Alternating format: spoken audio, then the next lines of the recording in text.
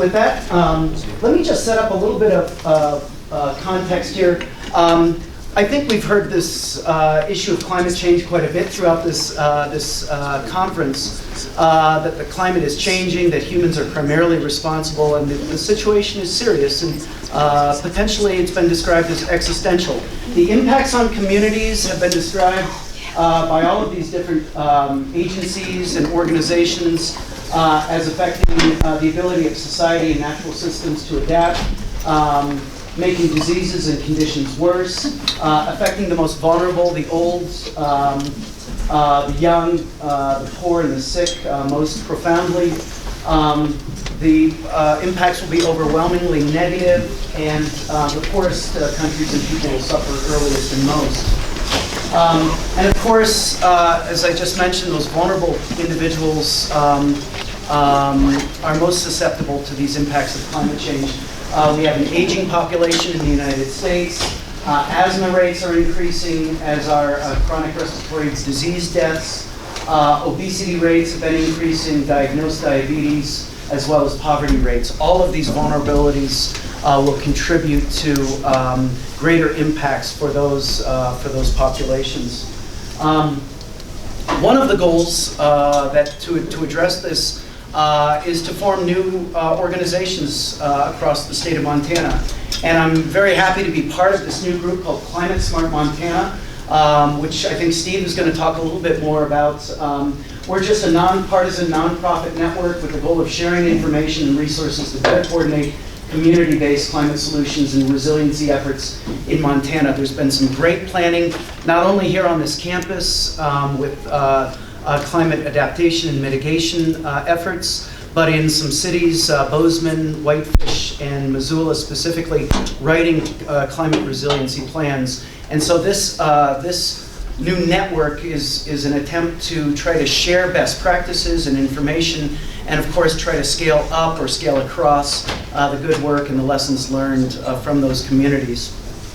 So these are the panel questions that I'm going to ask our panelists to address, and all of us to engage in throughout this panel discussion and with the Q&A.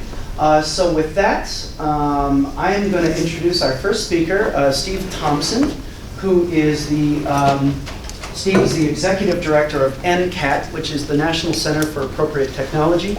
He drove in this morning from Butte. My name is Steve Thompson. I'm the Executive Director of the National Center for Appropriate Technology, a nonprofit organization, national organization based in Butte, America, and I've been there for 13 months. I moved there from Northwest Montana, where I've been since 1991, and have been involved in a variety of different activities over the last 30 years, but increasingly focused on climate change, which I agree that it is the existential issue of our time, of all time, frankly. And so that I bring that perspective and that priority to my work at NCAT. I should give you a little bit of orientation with the National Center for Appropriate Technology. We're a national organization. We have offices in New Hampshire, Texas, California, Arkansas, Mississippi, and soon to be Virginia. Did I say California? I think I did. Focused primarily on sustainable agriculture and regenerative agriculture, but we also do energy work. We run an AmeriCorps program called Energy Corps that work in communities around the state of Montana. We have 80, 90 employees at any given time, about a little more than a $6 million budget. So it just gives a little context. When the phrase appropriate technology was coined, it was back in the 1970s.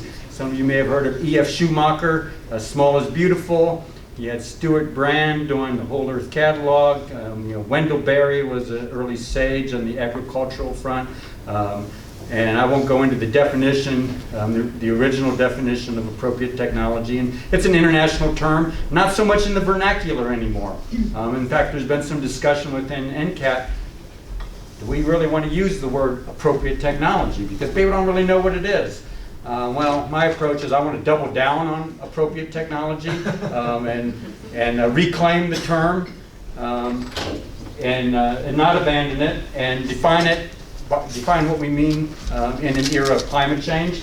I essentially see appropriate technology as the sweet spot between preparing for the impacts of climate change and reducing our risk on one side, and on the other side, making the transition to a clean energy economy and dramatically reducing greenhouse gas emissions. We're focused at community level. We're not an advocacy organization. We're focused on community-based solutions. And so appropriate technology is really that sweet spot in the middle. Low impact agriculture, building healthy soils in the ag and food side of things, community food systems, very much so, energy efficiency in our buildings and infrastructure, renewable energy, distributed energy systems. Those are all part of what we refer to as appropriate technologies. So what I want to go through today, I want to basically provide a framework to think about resilient communities and why we're focused on resilient communities at NCAT, and why you're going to hear, and we already are hearing, a lot more buzz about resilient communities. And I'll talk a little bit about Climate Smart Montana. The main thing I would say is that it's basically to provide a network. There's communities all over the state. Some of them are doing sort of the high-end climate resiliency plans or climate action plans. Some are doing just climate adaptation plans. Others are focused on energy conservation, such as in Red Lodge. We've got Energy Corps members all over the state working in a lot of these different communities, helping facilitate and improve community capacity. Big cities all over the country they got it. I mean, they got climate action plans. They're dealing with adaptation. They're focused on resilience. There's big foundations like the Rockefeller Foundation that put all kinds of resources into big cities. They've got the political will. They are having the conversation. We're focused more on small town America, rural America, because that conversation really isn't happening there nearly at the level that it needs to happen. So what I want to talk about is, first, why is there so much focus on resilient communities these days? Why should we care? I want to define what a resilient community is. And then I want to go some of the lessons we've learned on how do you help build and bring about a resilient community, especially in rural areas. And then I want to sort of close by sort of setting the table to talk about policies, particularly local policies, as well as statewide policies. I am on Governor Bullock's Climate Solutions Council. Patrick will talk more about that. He is the co-chair of the Climate Solutions Council. I'm a member. My committee has just met twice. The full council hasn't met altogether. But I want to leave a few ideas that I'm hoping we can have some conversation about what sort of policies should the state of Montana be looking at to support resilient communities. And I want to, when I talk about the policies near the end, there's so many different type of policies. I want to focus on really what is the big theme here, which is community-based food systems and local agriculture. So I'll focus a little bit more on that. Tell you what's happening in different places around the state, such as what we did in Whitefish, what is happening in Missoula in particular is doing a lot in terms of incorporating community-based agriculture, local food solutions into their climate resiliency planning. So first of all, why the discussion about resilient communities these days? Well, we're seeing, and we will continue to see, an acceleration of stresses and shocks to our systems that are related to climate change. But in case you hadn't noticed, things seem to be a lot more volatile these days in the political arena, the social arena, and perhaps before long in the economic arena. So there seems to be just a general increase in volatility and uncertainty, and it is reverberating, really throughout. And I'm just going to focus on the United States. It's reverberating across our landscape, and the challenges in rural America, are distinct and pronounced. And so we're seeing symptoms of these stresses and shocks and such things as the opioid crisis and sort of the breakdown of some of the coherent communities that we think of in the past. Specific to the food system, the best climate projections are that there's going to be more volatility in food systems, as well as in distribution systems. So one of the core principles of resilience is the idea of redundancy. You don't want to be dependent upon food that's grown 1,500 miles away. We choose and we do eat food from far-flung places, but do we want to be absolutely dependent upon that? I would argue that we want to build as much local capacity as possible in the food system. The original concept of resiliency, which is applied in a lot of different arenas, could be personal and psychological. It can deal with systems, can deal with communities, deal with agriculture. There's a lot of ways of using that frame of resilience. But historically, it was thought of as bouncing back from adversity.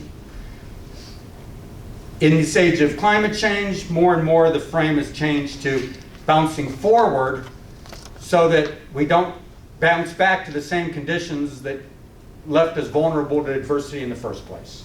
So bouncing forward to be better prepared the next time around, and not bouncing back. But I would take it even further than that, that what I mean by a resilient community is to help enable communities and networks of communities, such as Climate Smart Montana, to make the type of transformative transition that frankly we need in this world now.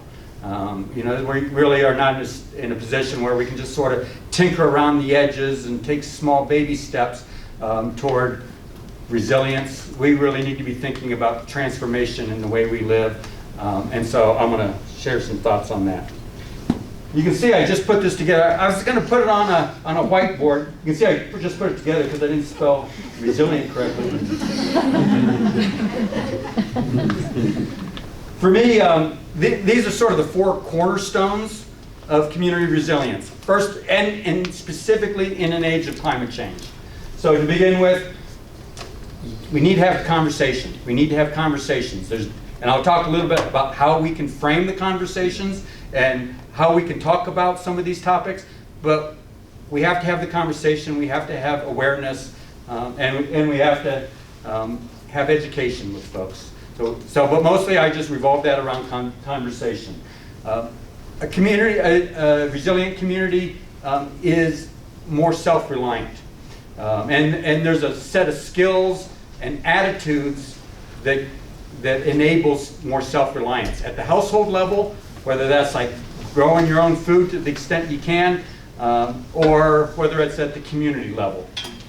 We're part of a globalized economy now, and there's certain advantages that come with that. But again, with the idea of redundancy for resilience, the extent that we can decrease our dependence upon these far-flung interconnected networks and global supply chains, the better.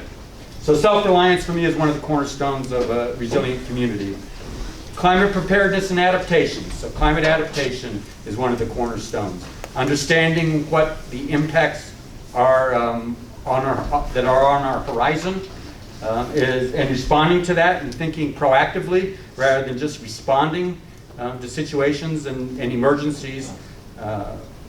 That's a cornerstone. And then of course the transition to a clean energy economy has to be at the forefront of anything we're doing with climate change. Some folks would prefer to take, let's just focus on adaptation, let's focus over here on mitigation, which is a confusing word because some people think mitigation is reducing your risk, but in the climate world it's often used to refer to reduction of greenhouse gases. I just prefer to combine them because I think there is great overlap, and that's my job. That's what appropriate technology is looking for that overlap. So I think that for resilient communities, it's important to to try to do both at the same time to the extent you can. So in Whitefish, I was the project manager there for the Whitefish Climate Action Plan, and that was a partnership between the city, the school district, the nonprofit Climate Smart Glacier Country that I formed, and many other partners in the community. And it was established, a committee was developed by the city council appointed by the mayor of Whitefish, and they developed this plan. And we made the decision pretty early on that it was, some people were thinking this is just going to be about energy conservation, reducing our greenhouse gas emissions. Some other people thought it would be, focused on wildfire risk, for example, which is probably the big one up there, and wildfire smoke. And we decided that really we needed to address both of them at the same time. So I want to move to how to tackle community resilience, especially in rural communities where climate change seems to be perceived as a political issue. And of course the solutions at some level are political, and this is a policy conversation, so we will be talking about policy and politics. But the science, of course, is not political. Reality is reality, and the physics has been understood very well. And so we can't shy away from talking about reality. You can't shy away from talking about science. So there's some that say, when you engage rural communities or conservative places, just don't use the C word. I don't subscribe to that, but I am very sensitive to the best communication strategies about how to frame and talk about it.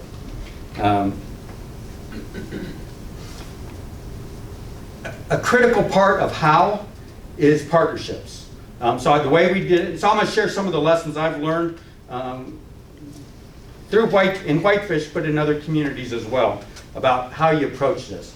Partnerships are key, public-private partnerships.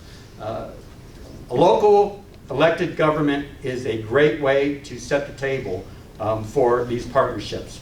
They are the best representation of the people in that community. They're elected, they have some credibility, they've got some responsibility. School districts, I think, are very important to be part of that partnership.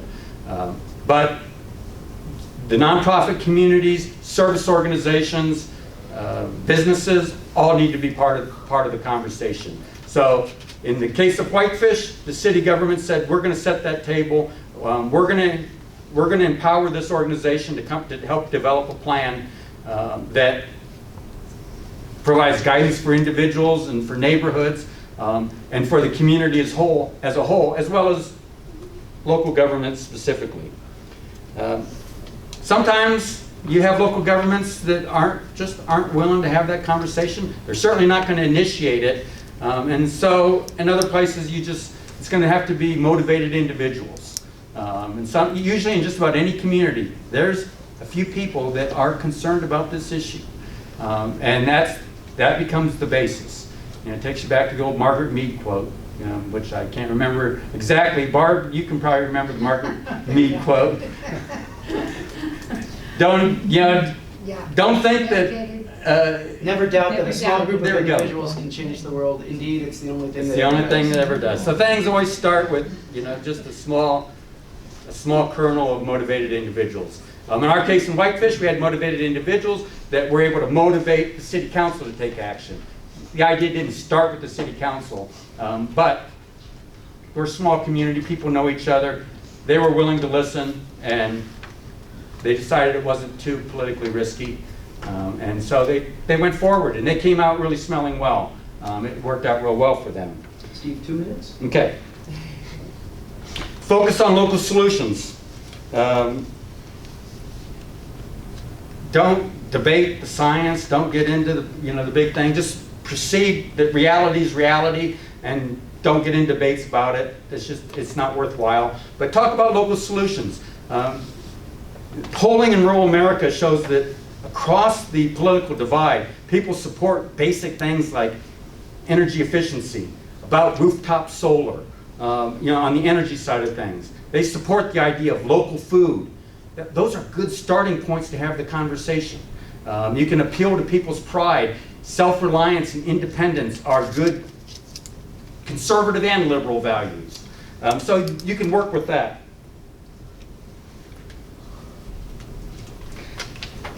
So, Paul, I'm going to just go through some of the policies that are happening right now, and we've got people that know more about some of this. I mean, Bonnie's here from Missoula, and Missoula's doing great stuff. So I'm going to share some of the policies, just to give you an example of the type of policies that can be enacted at the local level. Again, I would start with partnerships. That is a policy. That is a policy decision by an elected government to say, we want to empower and share a table with all these different partners. And we're going to create a citizen committee to help take the lead on this. Economic development policies. In Butte right now, we're trying to start a food co-op. And I believe that a food co-op can be a really important part of a community food system.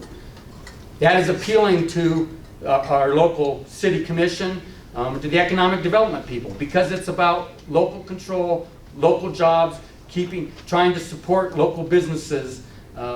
That's a policy at a local government level to say we want to support this type of thing.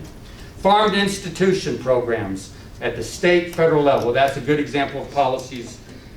Food waste and compost collection. Land use planning to protect farmland. Bonnie knows something about that. Cottage food industry laws to support local processing. Public space, providing public space for farmers market. That's a policy. Allowing urban residents to have backyard chickens. Some places, cities are allowing people to plant gardens in public boulevards. That's a type of policy thing that creates it. Steve, I'll ask you to wrap up here. Go to that last slide. This is the fifth part in my concept of what a resilient community is. Social cohesion, a sense of shared purpose, that we're in this together. For me, that's what holds the four cornerstones together. And any literature about community resilience, social cohesion, and the idea of people working together is absolutely integral. It's integral to having productive conversations. It's integral to making the transition that we need to make. So I will close on that, Paul. Very good, thanks, Steve. Our next speaker is Patrick. And Patrick, you don't have any slides, so I'll just let you No slides, and I'm hoping to yield at least a good chunk of my 20 minutes back to Loren here, and not talk your ears off here late in the afternoon. But good afternoon. I'm Patrick Holmes. I'm Governor Bullock's Natural Resources Policy Advisor. As Steve mentioned, I also co-chair the Governor's Climate Solutions Council that I'll spend some time talking about. But I'm excited to be with you all and excited for the focus today on climate-related work, and in particular climate-related work in agriculture. Prior to starting with Governor Bullock almost 3 years ago, I spent 7 years at the U.S. Department of Agriculture as Chief of Staff to the Undersecretary for Natural Resources and Environment, who oversaw at the time the Natural Resources Conservation Service and the Forest Service.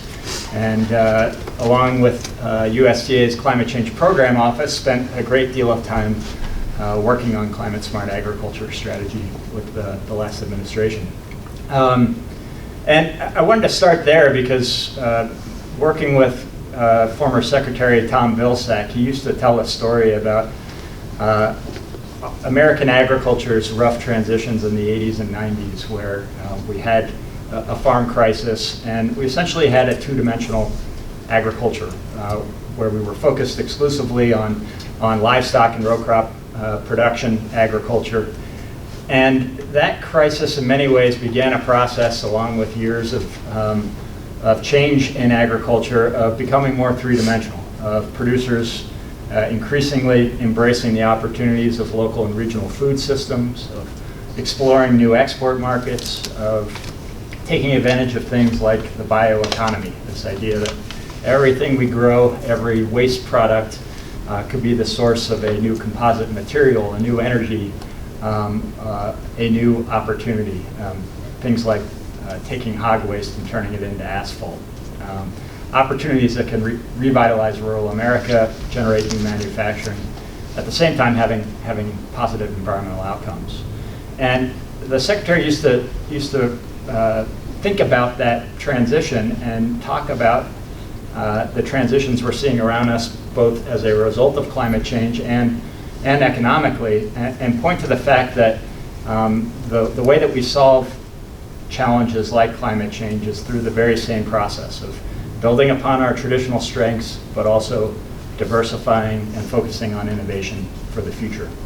And I think there is tremendous opportunity in agriculture to do that. And right now, producers are already adopting practices at record levels that can be part of the solution. And I think acknowledging that is an interesting place to start the conversation. Here in Montana, we have 8 million acres in no-till agricultural production. That is the second most acres of any state in the nation. As a percentage of cropland, it's about 73%. That's, again, one of I believe, the top 5 in the nation in terms of adoption rates. We've got 150,000 acres with cover crops right now, and those are the types of practices that increase soil health and soil organic carbon. And for every 1% increase in soil organic carbon, we're also increasing that soil's capacity to hold water between 2 and 5%. So if you're thinking 6 inches of soil across an acre, you've gone from 2,500 gallons of water that you can hold to about 12,500 gallons of water. And at the same time, you've got a more resilient production system. You've got perhaps greater productivity, perhaps lower input costs, less fertilizer, less investments in dealing with pests and weeds, and you're resilient to drought systems. So those are the types of win-win-wins that are out there in the agricultural space in particular, where if we hold that Montana producer up against their counterparts across the world, we are the leaders in producing our food system. And I would say this is true of our farmers, our ranchers, our forest landowners across the working landscape. We have some of the most efficient systems in the world, and a real opportunity to be a leader in addressing some of these issues. Globally, inefficient agriculture and deforestation is about 1/3 of the problem that we're trying to solve. Here in the US, agriculture constitutes about 9% of our greenhouse gas emissions, and forestry offsets about 12% of our total emissions. So when you think about what's happening in our landscape and our land use, while we have much work to do to build upon some successes, we're also at the forefront. And that is a new conversation that we can have about global leadership and climate action in rural America that hasn't happened up to this point. So Governor Bullock this past summer launched an executive order creating the Climate Solutions Council. And that executive order did a number of things. First, it committed the state to the U.S. Climate Alliance, which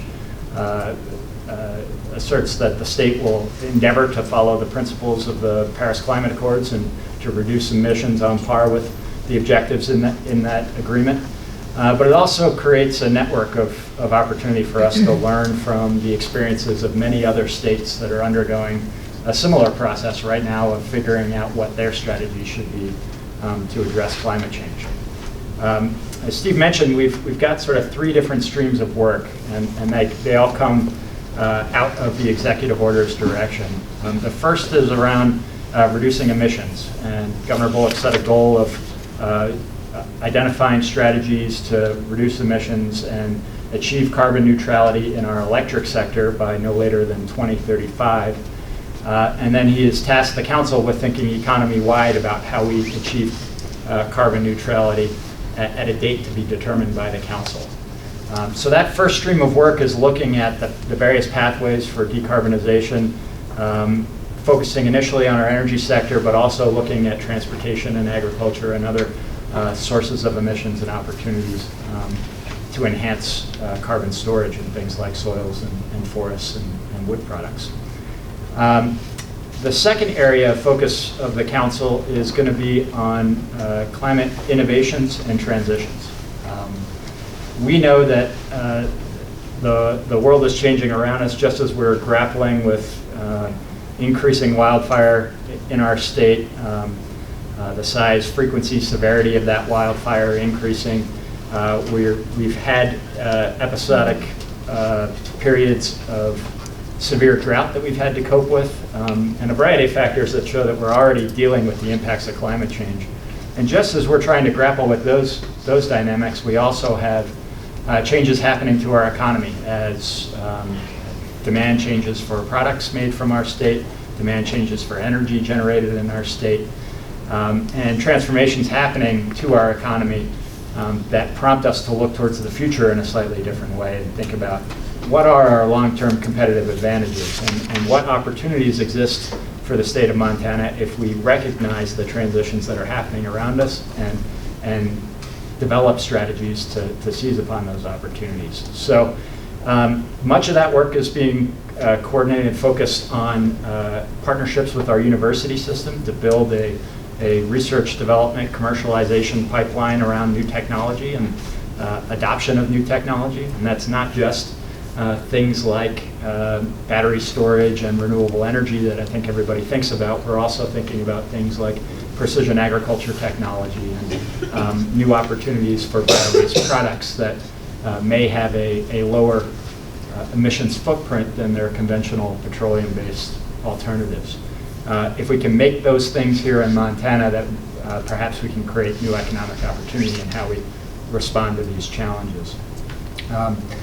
Another part of the work of that subcommittee is focused on transitions, and we know that there will be industries impacted as we move away from fossil production in certain corners of our state, and we want to make sure that those communities are queued up with an economic development strategy that manages that transition in a predictable pathway. So lots of work that will happen in that space as well to think about the landscape and the timing of impacts, where they will be, how we support workers and community economic development strategies to respond to those needs. The last area is around broadly adaptation and climate information and decision support. We're trying to find strategies to infuse long-range climate planning into everything we do at the state government level, but also support efforts like the Montana Climate Assessment, efforts like Climate Smart Montana, that are getting good information into the hands of decision makers, leveraging traditional tools like extension and others, so that we're producing relevant climate smart information for folks to make decisions in their businesses, at their community levels, et cetera. Across all three of those buckets, we're trying to endeavor to learn from what is a great history of productive work that's been done in our state, beginning in communities like Whitefish and Bozeman and Missoula, but also our tribal nations who have done climate action planning and have some experience that we can draw from. And one of the things we want to make sure we're doing is building upon that experience and helping both those communities and other communities that want to take on these challenges access the resources and tools they need to be effective. The last thing I'll say here, and then yield the floor here to Loren, we very much feel like we're not starting from scratch. And the work that we're doing is trying to build upon a track record of progress here in the state that maybe has flown a little under the radar. But we've quadrupled our solar energy generation under Governor Bullock's tenure. We've doubled wind generation in our state. We have efforts like the Montana Climate Assessment that is, we think, among the best products of its kind in the country for local information on what's happening and the trends. We need to build upon and expand that so it covers other sectors and continues to provide timely information. We've got these community-based experiences that we can draw from as well. And right now, a lot of what has been happening, I should say one other big thing that the governor has done is work with the Bonneville Power Administration to reduce barriers to moving wind to West Coast energy markets, and has developed a set of recommendations there that I think positions us to take advantage of some unique opportunities for continued export of energy from Montana to meet the demands in other states.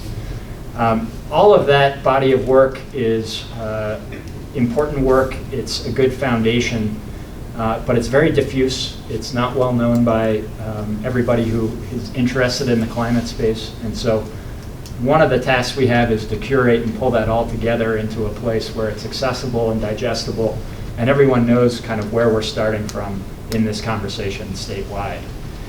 The council will provide a series of recommendations in about a year's time.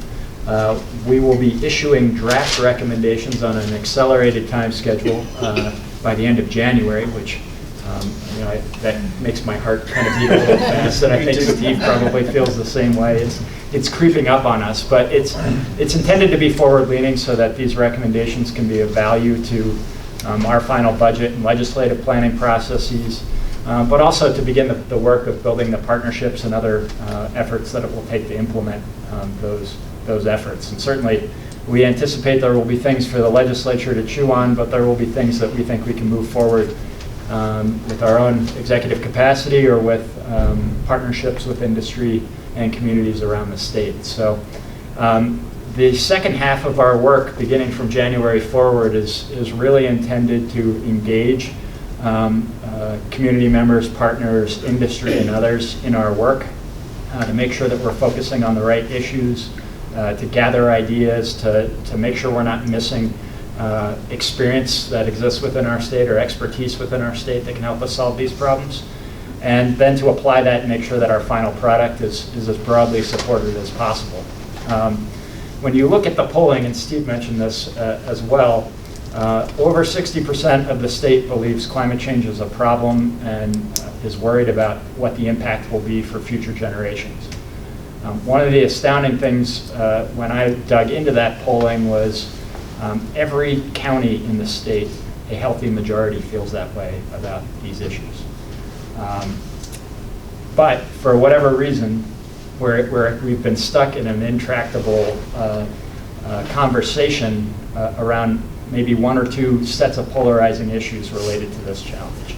And part of what we want to do with the work of the Climate Solutions Council is demonstrate that we're already making really good progress, that there's a lot to build upon, and that there are many ways in which our state can be moving forward, even if we don't agree on a couple of component pieces.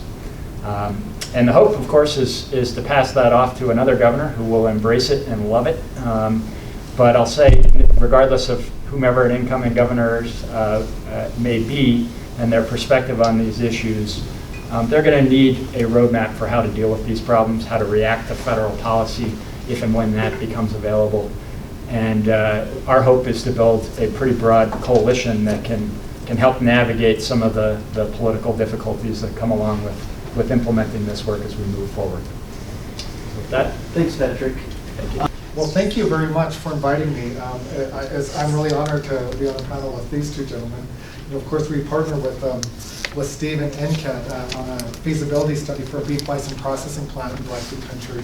And so, but as I approach and think about some of those questions that you saw up there, normally, when tribes are doing work, we're trying to fit into a framework that really isn't conducive to who we are, to the practices of who we are, to any of that, right? And so as we think about those questions, we think about from a jurisdictional complexity or perspective, right? We have the United States government, we have state government, we have tribal governments, right? Both of them have the ability to codify, right? So as we look at the tribe's ability to codify and really address climate change, we can join the Paris Accord, right, as sovereign nations, right? We can move into those spaces. When I present the federal government, the opportunity is endless as you look at tribes and their ability to create their own legal framework that really allows us to not only create those translational models that are applicable to other tribes, but also applicable to the state as a whole. No wonder you asked me that question. Right? So this is really the right one, right?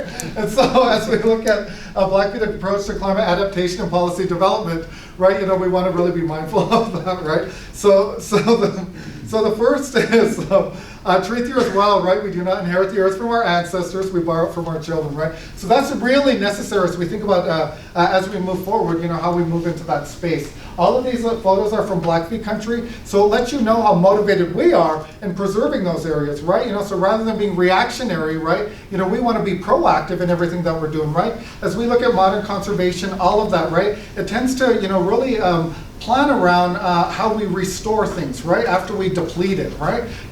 But the beauty in Indian country, right, is that we can actually be proactive, right? So as we think about the preservation of biodiversity, all of that, and its correlations to climate adaptation and climate planning, we want to be cognizant about that. So in terms of the roadmap for today, right, I'm going to talk a little bit about who we are, the threats, our advantage, the fact that we are sovereign and how we utilize that in policy development, right? And then substantiation, right? So as we think about climate adaptation and planning, it's very important to think about conservation and the overlap between conservation and the preservation of that biodiversity and how we utilize that to catalyze connectivity, right? How we utilize it to link ecosystems, to rewild the landscape. We're in the process of doing a massive E&E or bison reintroduction in Blackfeet country. We're working very closely with Glacier National Park, Waterton National Park, the Blood Timber Reserve, the National Forest Service to create connectivity for E&E reintroduction. And so that includes a Blackfeet conservation area that we're really looking at, the ability to create a national park that then allows you to utilize those gate fees to underwrite necessary natural and agricultural resource management functions. As we look at the Supreme Court and the hampering of tribes' ability to really bring in revenue, right? Through taxation, right? Taxation of non-members, taxation of non-natives. Right, tribes have been severely hampered, so we have to be very innovative in how we create revenue-generating streams that allow us to underwrite necessary functions, and certainly in the climate adaptation space. Right, we want to protect regional plant biodiversity. All of that contributes to resiliency when we think about climate adaptation, how we conserve entire watersheds, and how we increase Blackfeet Nation climate resiliency. So as we think about that, the first is to really understand where we're at, right? And so we're, we border Glacier National Park on the west, right? Alberta, Canada on the north, and so we're on 1.5 million acres. We have 5 watersheds, 518 miles of streams, 180 bodies of water, mostly prairie pothole wetlands. We have 51,000 acres of those wetlands and about 175,000 acres of forest land. So in our little neck of the woods, we have 80% of the large vertebrates in Montana. We have 8 cultural keystone species, right? Bison, grizzly bear, wolverine, deer, elk, black-footed ferret, swift fox, and beaver. Right, beaver, it becomes a very necessary animal, right? So as we think about beaver mimicry, beaver location, all of that, wetlands creation, right? How we utilize wetlands creation to get late season flow so that we can supplement the irrigation system further down to the east, right? That more indigenous or natural approach to climate adaptation and sustainable agriculture, sustainable food systems, right, becomes integral, right? Because again, we're looking at all of the interdependent functions and relationships in that system that allow us to be more impactful in commercial food production. Right, we have 30% of the select global bird species, right? So as we think about the protection of those species and how we utilize that to not only capitalize on commercial food production, but also on tourism through ecotourism, all of it is really to create a financial base that allows us to move away from a public sector-based economy to a private sector-based economy. So why Indigenous-led conservation and climate change planning? Well, we have 80% of the biodiversity around the globe, right? On 25% of the landmass, right? So as we think about the ability to not only protect species, right, but the correlation in adaptation and resiliency, right, we really want to be investing in those communities that actually have biodiversity, right? So rather than helicoptering in and saying, here's our Western approach, right? You should perhaps, maybe listen, because we do have 15,000 years of methodology that has been tried and true, right? And the proof is in the pudding, right? But the other is that species decline is substantially slower on lands of indigenous people. Right, part of that is the jurisdictional complexities around trust land in this country, right? But you can look across the globe and look at the barriers, around the usability of land, right? And directly correlate that to that, to that species preservation, right? It's a positive byproduct, right? And so because of that positive byproduct, we have the opportunity to preserve it while still exploring how we create sustainable economics through commercial food production and climate resiliency. right? But collaborating with Indigenous governments, you see the orange spaces, right? I mean, those are our present Indian country here in the United States, right? But that is a fraction, right? If we take the reserved rights, the treaty rights that tribes have, right, and begin to utilize tribal governments to influence federal land management, right, through our reserved rights, you see the Supreme Court uphold that Crow case, right, uphold treaty rights, right, in hunting, fishing, gathering, right? So as we look at the partnership with tribes, right, the ability to really utilize that as a cornerstone and a foundation for how we do preservation, climate resiliency, climate adaptation, planning, implementation, all of that, right? It gives a great opportunity to not only influence those areas, right, but 10 times those areas through the reserve rights of treaties that tribes have entered into with the United States government. So as we think about connectivity, right, we're part of the crown of the continent, right, so we have Bob Marshall Wilderness, Badger 2 Medicine, Great Bear Wilderness, Glacier National Park, Waterton Lakes, Blood Timber Reserve, which is right there, right? We're looking at a park here, right, that really allows us to create that connectivity. So when we think about species migration, all of that, right, it gives us the ability to really create that space that allows us to manage adequately not only those species, right, but the people too, right?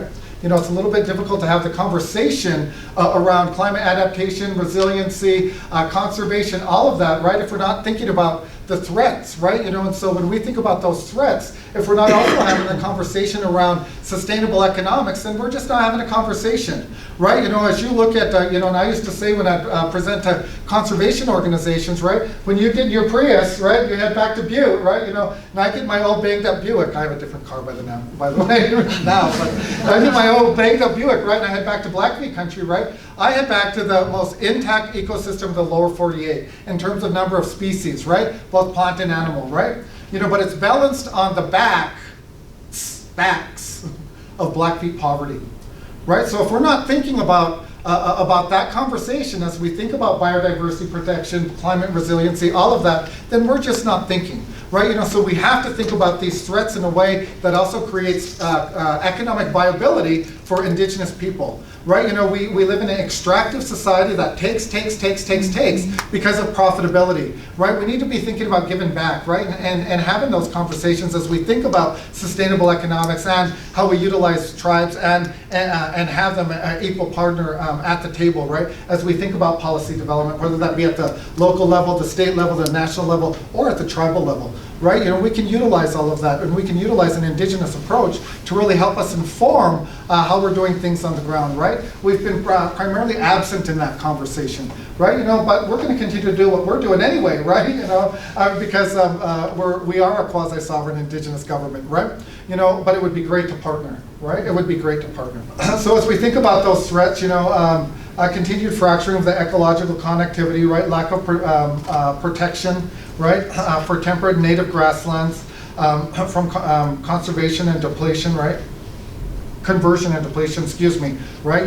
So as we think about those national prairie lands, right, grass species, right, and the carbon sink, right, I mean, we have the opportunity in Blackfeet country to really look at a national prairie land designation that not only preserves those prairie land grass species for commercial production, right, of beef or bison, right, but also the importance to carbon, right? So as we think about carbon sequestration and all of that, right, we have the ability to do that under our quasi-sovereign umbrella, right? And then economic underdevelopment is certainly a threat, right? So as we look at biodiversity protection and how we create sustainable economics through commercial food production, right, we can preserve that biodiversity. So the conservation community, you really get a do-over, right? Because you messed up the first time, right?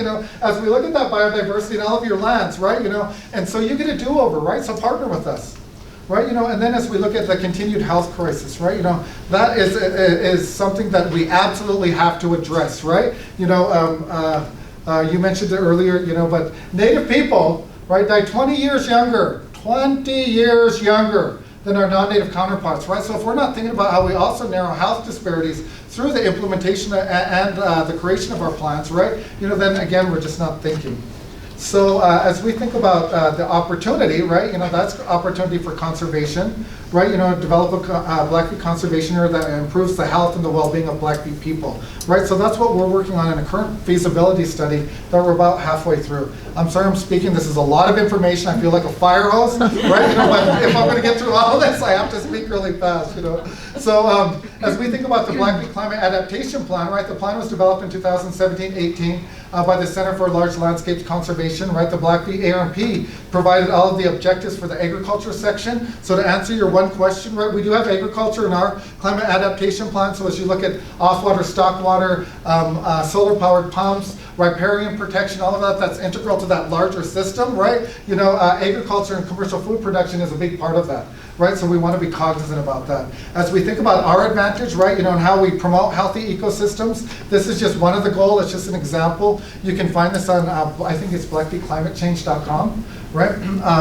This is just an example of one of the goals under the agriculture section around promoting promoting healthy ecosystems, right? The first is to promote soil health, right? So as we think about how we utilize that quasi-sovereign authority, right? We can include soil quality and soil health as a part of the appraisal process or as a part of the valuation process. So as we look at the valuation of land, right, those are things that we can do under an Indigenous government, right? There's many other things, I won't go into them in detail, but I want to give you the framework, right? So you get an idea of the spaces that we're moving into. Right, the biggest thing is that we're sovereign, right, or quasi-sovereign at the very least, right? We slide under the United States Congress, but at the very end of the day, we have the opportunity to enter into our own international trade agreements. We have the opportunity to create our own codes, right, to create our own regulation, to create our own standards, right, to create our own standards. Right? So as we think about medicinal plants, traditional foods, native seeds, right, we can create our own standards and then put tribes in the forefront. We don't have criminal jurisdiction over non-members. We do have civil jurisdiction, but you have to have a code in place, right? So as you think about how you utilize codification to really address many of these challenges, it puts tribes in a position, a really good position, right, to protect those natural resources. So if you get exploitation, you can actually write that $2,500 ticket and it will stand up in federal court, right? And so we need to really be thinking about the innovation around how we utilize Indigenous governments to really move into those spaces that already established governments can't really move into, right? Or have much more difficulty moving into those spaces, right? So we can pilot, right? We can also codify, right? I'm not going to go too much more into this, right? I think that you get the picture in terms of policy development and how we utilize that not only in planning and implementation, right? But to also redefine that space in non-native spaces as well. Yeah, we maintain and exercise the authority of the self-governed, right?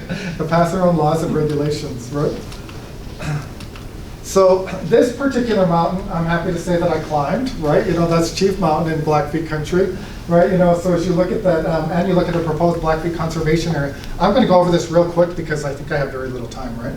Right, so we're creating that Blackfeet conservation area. I'm not going to go into too much detail. We can have an offline conversation if you're interested. But we just partnered with the University of Montana School of Law. They just did a legal review on our ability to collect fees on a state highway, so that we can look at really creating a revenue-generating stream that allows us to move away from that cyclical funding cycle and underwrite necessary natural and agricultural resource management functions as a government, right? So as you really think about not only creating conservation and redefining what those conservation spaces look like through the lens of Indigenous people, you have the opportunity to also create a revenue-generating stream that underwrites necessary government functions that allows you to move into regulation, right?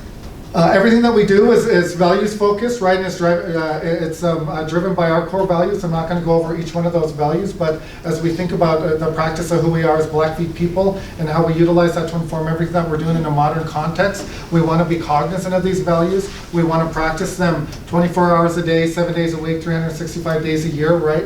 Not just at 10 o'clock on Sunday and 7 o'clock on Wednesday evening, right?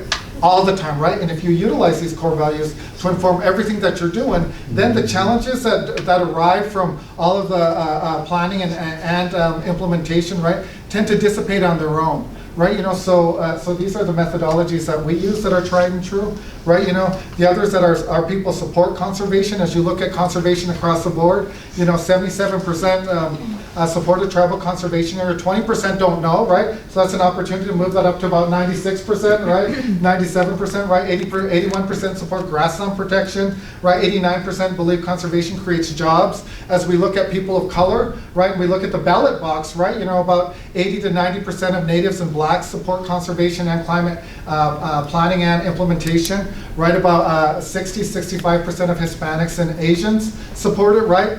41% of whites support it, right? So when you look at the ability to utilize and leverage resources, right? Leverage people, leverage approaches, right? You know, why aren't you partnering with us?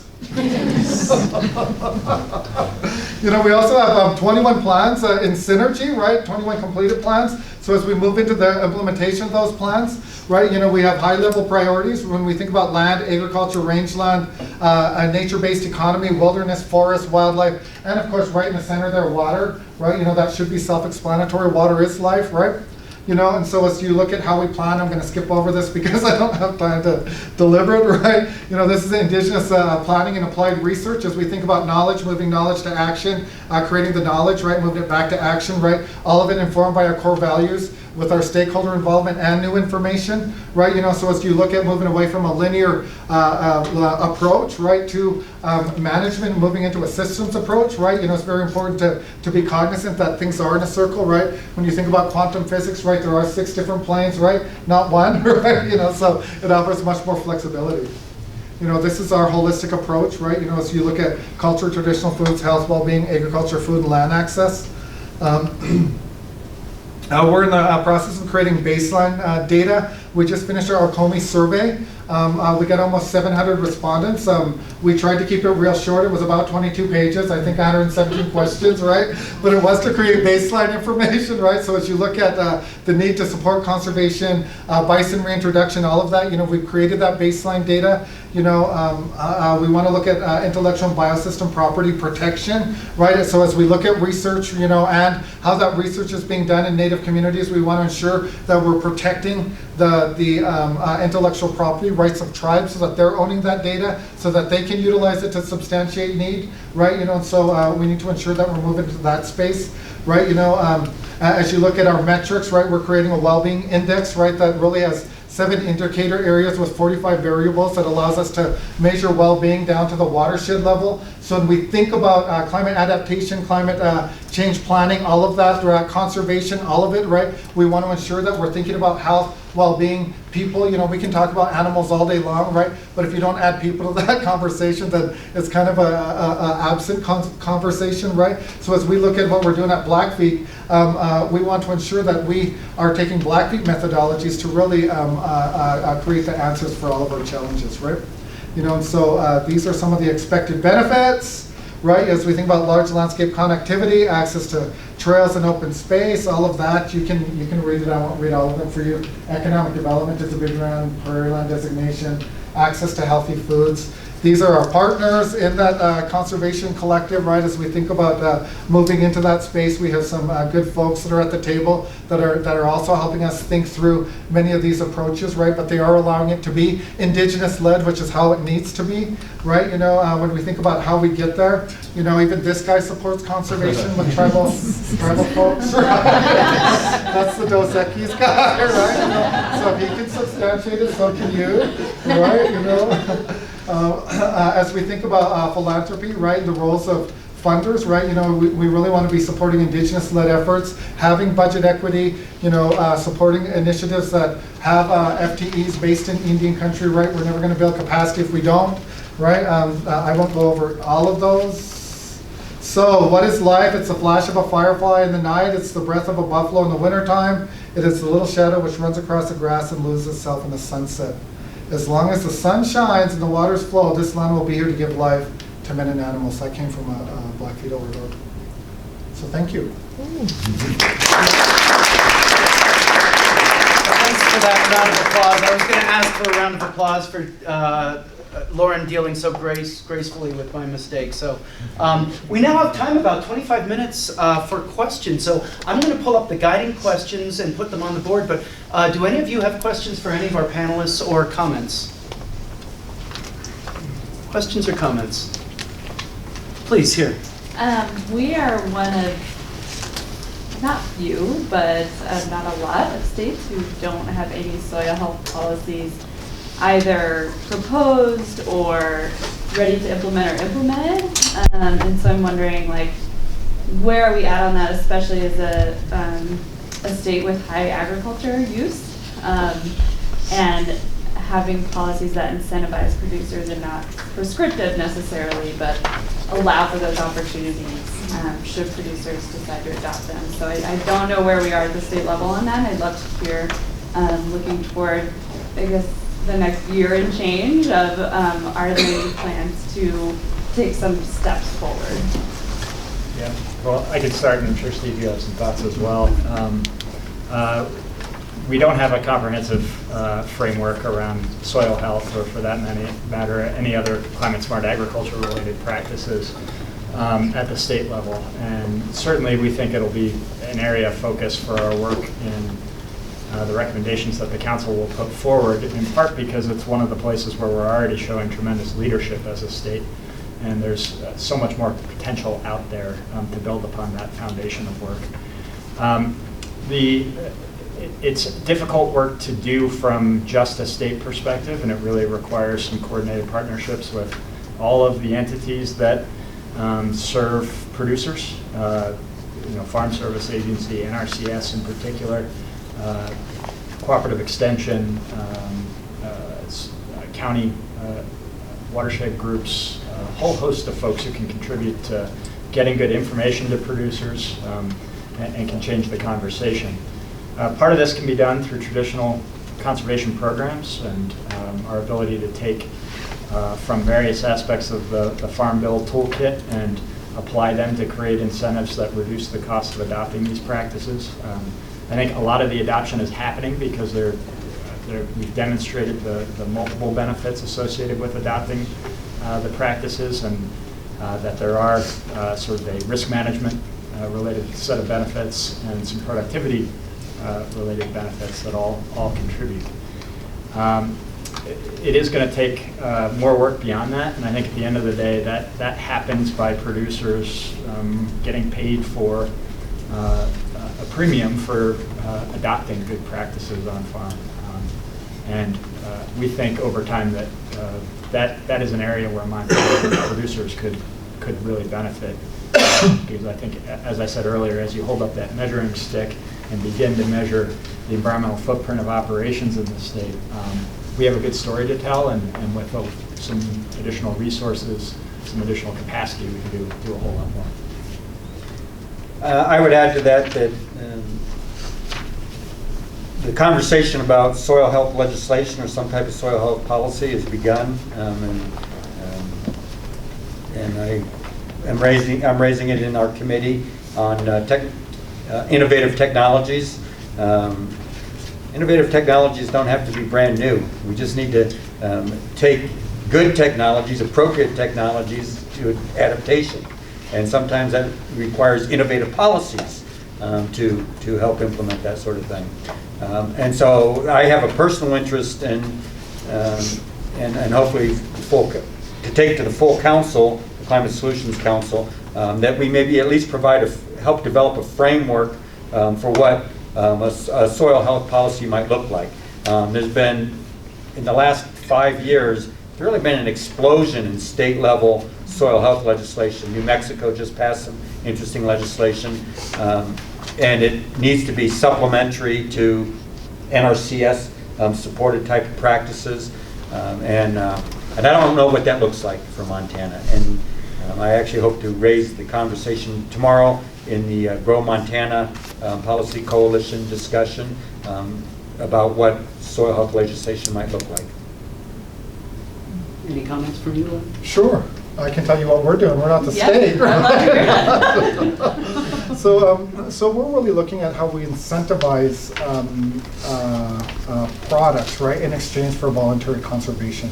Right, so as you look at the beef bison processing plant that we're working on, right, that we're halfway through the feasibility study for, we want to look at priority access to processing facility for those producers that are moving into voluntary conservation. So as you look at access to resources or gaining access to resources, we want to look at NRCS, right?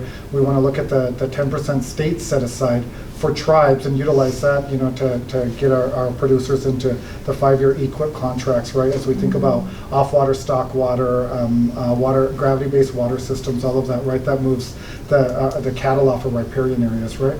We also want to look at the targeted implementation plans under the state NRCS, right? Montana's the second state to move into that space behind Oregon, right? So as we look at, the ability to compete in that, and those priorities are really created at the county level. So when you think about irrigation, drip irrigation, all of that, right?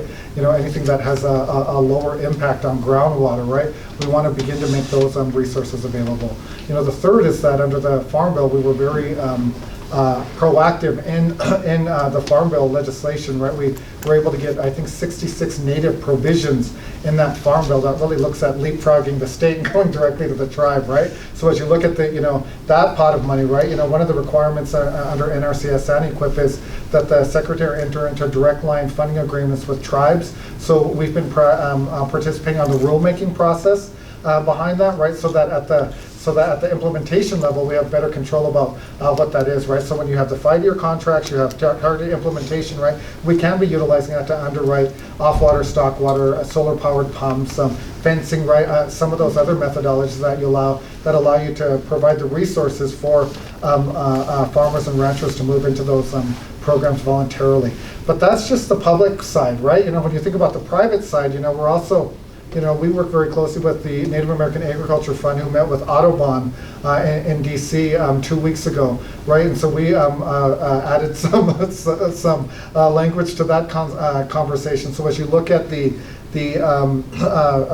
program under Audubon, right, you have a checklist of protection of bird habitat, right? And if you do that in your rangelands, right, they'll put you on their beef label and sell it at an inflated rate to their members, right? So as you look at the ability to put more money in producers' pockets in exchange for voluntary conservation measures, then you're utilizing the free market to promote better land management practices and not regulation, which we all know agriculture producers hate.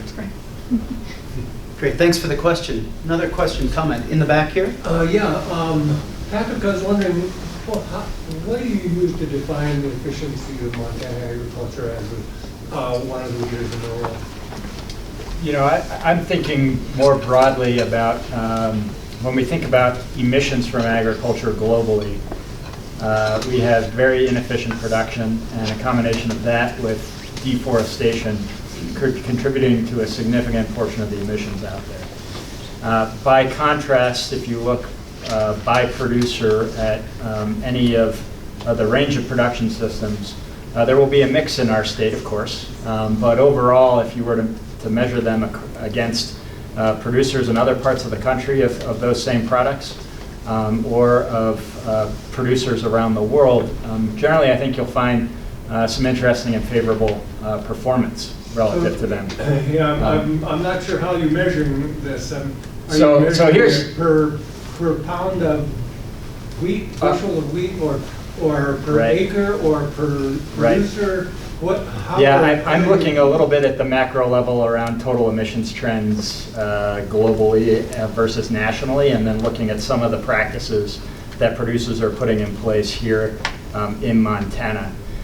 There are a wide variety of tools for actually measuring at the farm scale now what's happening at any individual producer's operations. Yeah, I mean, I'm still not clear how you're measuring that. Are you measuring it per bushel of wheat, or equivalent, per pound of beef, or are you measuring it per acre of land, or are you measuring it per producer?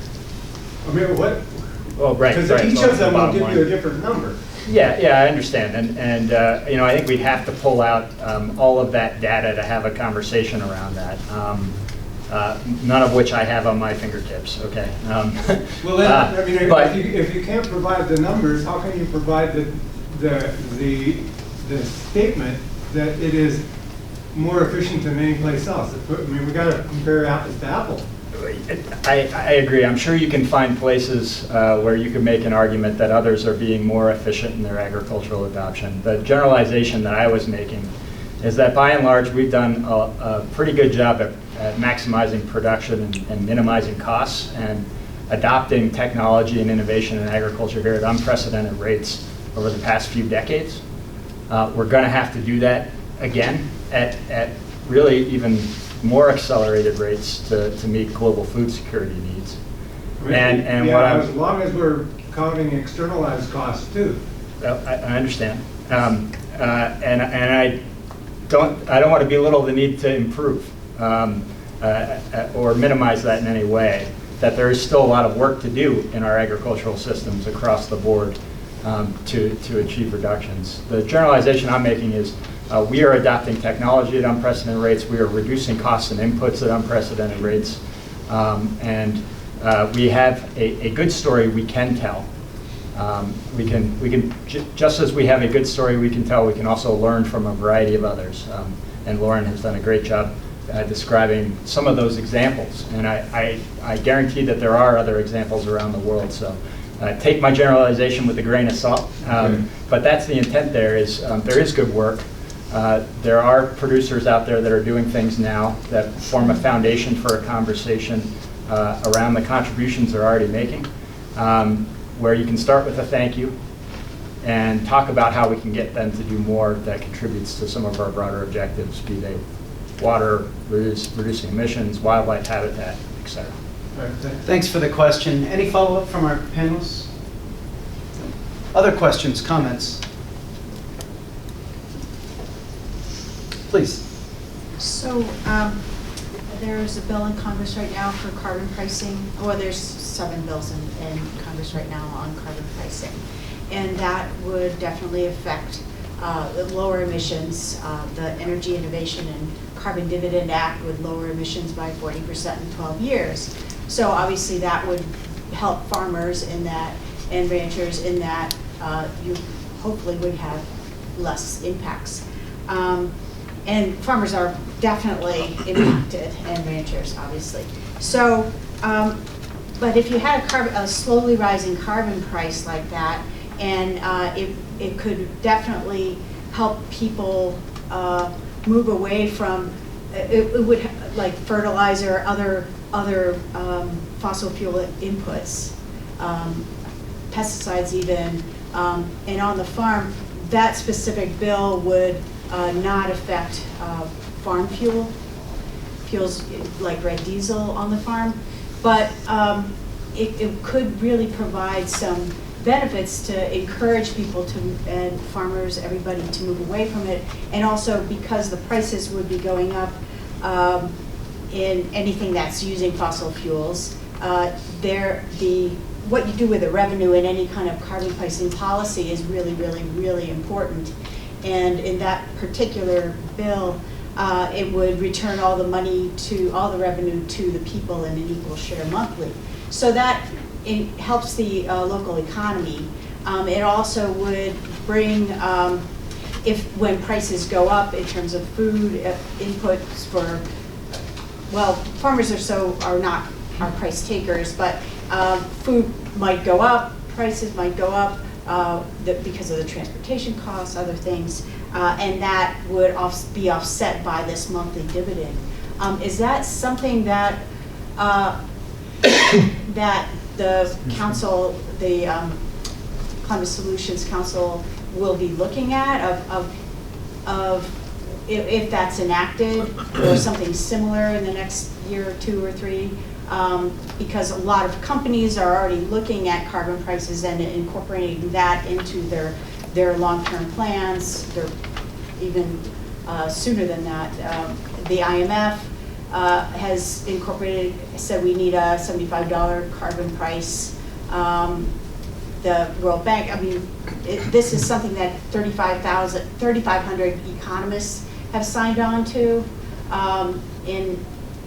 which is unheard of, the 3,500 economists in the US saying that we need a carbon fee and dividend policy. So is this something that's going to be incorporated into, and also on, I don't know if the Blackfeet are looking, have thought about how that might affect them.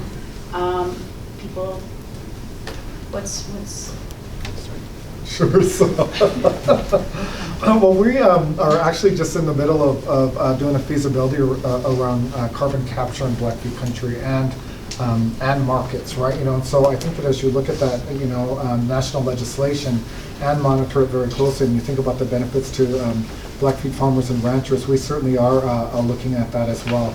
You know, so as we look at, you know, again, you know, what I explained in that earlier question, as we look at the ability to put more money in producer and farmers' pockets in exchange for voluntary conservation, you know, we can look at the carbon market as being one of those viable revenue generating streams that would really help not only offset the cost, but also to allow greater profitability and better conservation in those spaces. And so we are considering that. The second part of that feasibility study for the Blackfeet conservation area is that prairie land designation that really looks at carbon and how we can utilize that to not only preserve those prairie land grass species, but also how we create greater marketability for the products that we grew on those So you're spaces. talking about carbon capture and sequestration with agriculture versus Right. versus fossil fuel. Right. That would not be in a lot of these bills because of the quantification issue, and we're still trying to figure out how you would price a credit. But what's up right now is on just fossil fuel, and safe and permanent carbon capture and sequestration would be refunded in those bills, in some of the bills. Let's give Patrick a chance to respond. Sure. So I do anticipate that the Climate Solutions Council is going to spend some time thinking about federal policy and how that may impact the state and our work moving forward.